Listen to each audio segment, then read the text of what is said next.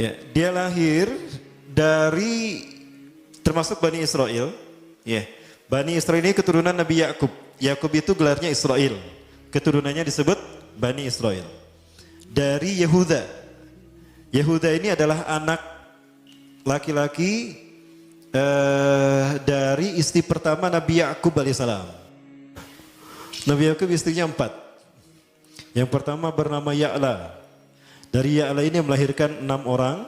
Salah satunya bernama Yehuda dan Lewi. Lewi melahirkan Nabi Musa alaihissalam. Yehuda melahirkan bangsa yang kita kenal Yahudi. Salah satunya Yehuda ini melahirkan generasi yang pada akhirnya melahirkan Samiri. Ya. Kalau Rahil istri yang kedua, dan ini istri yang paling dicintai oleh Nabi Yakub, melahirkan 2 anak, Bunyamin dan Nabi Yusuf. Nabi Yusuf dan Bunyamin. Yang lainnya juga sama melahirkan 2 anak. Kahit dari Ya'la melahirkan 2 anak, Dam dan Naftali. Ya, anak tertua dari Nabi Yakub dari istri pertama bernama Robin. Ya, apakah Robin Hood? Saya tidak tahu. Yang penting hampir sama namanya Robin. Nah, dari Yehuda inilah lahir Samiri. Nah, ayah dan ibunya, kakek dan nenek Samiri ini adalah para penyembah berhala. Karena Samirah saat itu terkenal penyembah berhala. Nah, ayahnya ini lahir dari proses perzinahan adik dan kakak, incest. Adik dan kakak berzina lahir ayahnya. Adik dan kakak berzina lahir ibunya. Jadi ayah dan ibunya ini lahir dari proses yang haram. Dan ketika ibunya menstruasi disetubuhi sama ayahnya, jadi itu. Ya. Nah, ketika itulah hamil dan lahirlah Samiri. Rasulullah SAW menyebutkan dalam Musnad Imam Ahmad, ya, ayah dan ibu Dajjal ini melewati perkawinannya selama 30 tahun tanpa melahirkan seorang anak pun. Dan di tahun ke-30 pernikahannya melahirkan Dajjal, melahirkan Samiri. Kelahirannya ini akan menjadi petaka bagi kedua orang tuanya. Dia adalah orang yang paling sedikit manfaatnya dan paling banyak keburukannya bagi manusia, terutama bagi kedua orang tuanya. Bahkan ketika dia lahir, alam semesta menolak kelahirannya. Dordar gelap, hujan badai, petir. Itu terjadi di malam di mana Samiri dilahirkan. Seolah-olah alam menolak kehadirannya. Ya, seolah-olah alam menolak kehadirannya. Nah, sejak lahir sampai usia 5 tahun dia tidak netek sama ibunya. Kebayang, 5 tahun air susu ASI tidak ditetekkan. Itu yang menyebabkan terjadinya kanker payudara. Maka ibunya pun meninggal gara-gara kanker payudara ini. Nah, ibunya meninggal gara-gara itu. Terbukti apa yang disabdakan Rasulullah.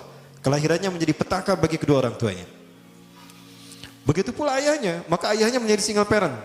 Sejak lahir sampai 5 tahun, kenapa dia menetek pada ibunya? Karena kerjanya tidur melulu. Disebut mati, dia bernafas dan cuma berdetak. Disebut hidup, dia tidak bergerak. Antara hidup dan mati. La yamutu wa la yahya. Nah, maka di usia ke-5 tahun, nah ini terjadi peristiwa yang menarik. Apa itu? Samiri bangun dari tidurnya di tengah malam dan tidak ada orang yang menyadari Samiri bangun. Dia merangkak dan pindah ke berhala yang terbesar. Ya, saya tidak tahu apakah berhala yang terbesar ini Marduk. Kalau di zaman Nabi Ibrahim, berhala terbesar itu Marduk yang tidak dihancurkan oleh Nabi Ibrahim. Ya, karena Nabi Ibrahim saat itu memiliki garis perjalanan sejarah ke Palestina juga. Ada kemungkinan memang namanya Marduk juga, berhala terbesar ini. Nah, dia pindah ke pangkuan berhala terbesar, tidur di sana. Dan ternyata ketika berada di berhala terbesar tadi, BAB dan BAK.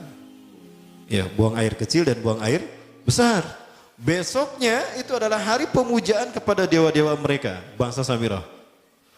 Apa yang terjadi? Ketika terjadi ritual pemujaan tadi, maka sang raja yang dipertuhankan oleh kaumnya mencium sesuatu yang tidak enak. Pas dilihat, kaget sang raja. Ternyata itu pesing berasal dari pantatnya si Samiri yang ada di pangkuan berhala terbesar. Marah murka tuh sang raja. Itu anak kamu, kenapa ada di situ? Ya, kurang ajar kamu, ya telah menghina Tuhan kita. Kenapa kamu pindahkan anak kamu ke situ? Oh tidak Tuhan, saya tidak memindahkannya. Bagaimana saya bisa menghina Tuhan saya? Lalu siapa yang memindahkannya? Kan dia lumpuh. Nah, sekali lagi, kehadirannya menjadi petaka bagi kedua orang tuanya. Akhirnya raja marah dan ayahnya dipenjara. Selama ayahnya tidak bisa membuktikan penghinaan tadi, maka ayahnya dihukum mati. Pada akhirnya ayahnya pun dihukum mati. Ya, sedikit manfaat bagi kedua orang tuanya. Maka kemudian dia hidup dipelihara oleh sang raja. Dan pas di usia dia 5 tahun itu, Allah menimpakan murkanya kepada bangsa Samirah yang sudah kelewat batas, ya, maksiat dan sudah tidak ada toleransi dari Allah untuk mereka hidup di bumi, maka Allah perintahkan malaikat Jibril menghabisi mereka. Maka bangsa Samirah ini pun diratakan. Si Samiri karena masih balita, ya Allah selamatkan dia lewat malaikat Jibril. Diselamatkan dia dan ditempatkan di pulau entah berantah. Ada yang menyebutkan pulau ini berada di Laut Yaman dan pulau ini dinamakan Pulau Socotra. Nah, ini Pulau Socotra nih. Pulau Socotra ini adalah pulau yang berada di ujung Jazirah Arab. Kalau kita lihat Jazirah Arab, nah ini Jazirah Arab ya, ke sana ke Saudi Arabia, di perbatasan Saudi Arab dengan Yaman, ya, Yaman, Oman, ya. Nah ini Pulau Socotra. Ini pulau tempat di mana Dajjal atau Samiri dibesarkan sejak 5 tahun sampai usia 100 tahun. Ya, dari usia 5 sampai 100 tahun dia tinggal di Pulau Socotra ini. Nah, Pulau Socotra ini adalah pulau yang berada di kawasan Yaman, pulau yang memiliki banyak keunikan luar biasa. Dunia menyebutnya pulau ini dengan pulau julukan dari pulau alien hingga pulau neraka. Ya, ada juga yang menyebutkan The Jekyll Island. Pulau Jekyll Island itu bahasa barat, kalau bahasa kitanya Pulau Dajjal.